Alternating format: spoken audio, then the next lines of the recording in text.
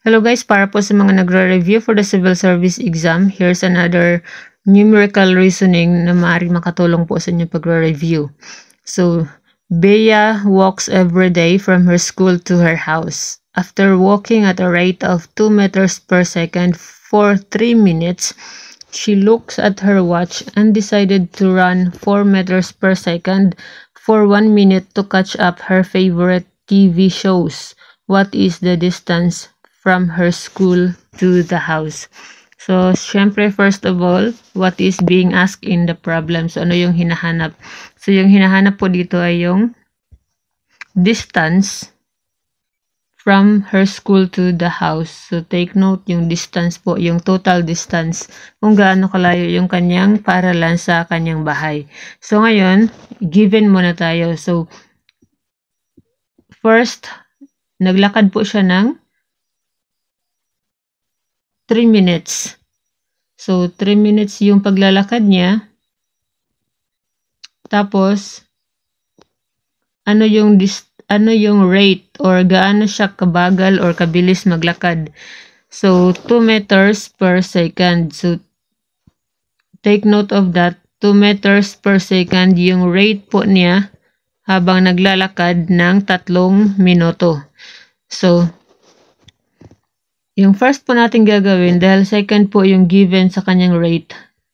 So, yung first natin gagawin, i-convert muna natin ng second itong 3 minutes. So, in 3 minutes, how many seconds? So, syempre, 1 minute is equivalent to 60 seconds, di ba? Dahil ang isang minuto ay 60 seconds, yung 3 ay i-multiply natin by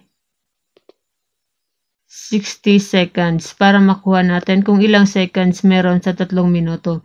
So, yung answer po ay 180 seconds. 3 times 60, that is 180 seconds. So, ibig sabihin, 180 seconds siyang naglakad.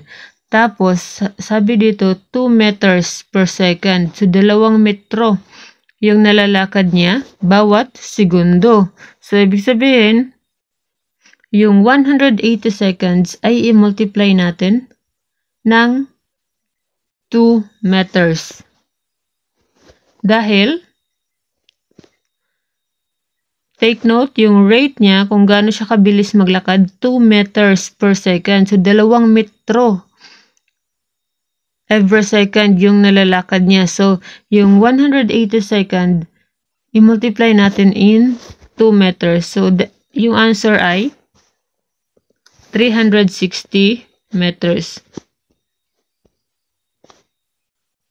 So, ibig sabihin, 360 meters yung kanyang nalalakad in 3 minutes or in 180 second. So, ngayon, ayon dito sa problem, she decided to run 4 meters per second for 1 minute. So, 4 meters, ito yung first natin sa walk, yung pangalawa natin sa run. So, 4 meters per second. So, same pa rin po yung gagawin ninyo. So, i-convert muna for 1 minute. So, 1 minute lang po. So, 1 minute, ibig sabihin, 60 seconds. So, 60 seconds.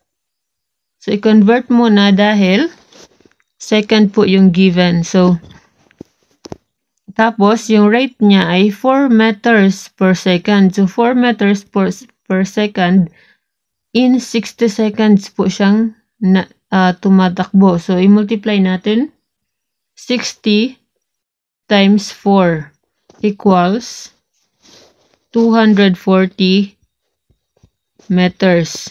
So, bali, ito na po yung kanyang yung total niyang nilakad, 360 meters. Yung total niyang tinakbo, 240 meters. Tapos, itotal lang po natin ito para makuha natin yung distance from her school to the house. Which is, the correct answer is 600 meters. So, I hope na meron po kayong natutunan sa video na to.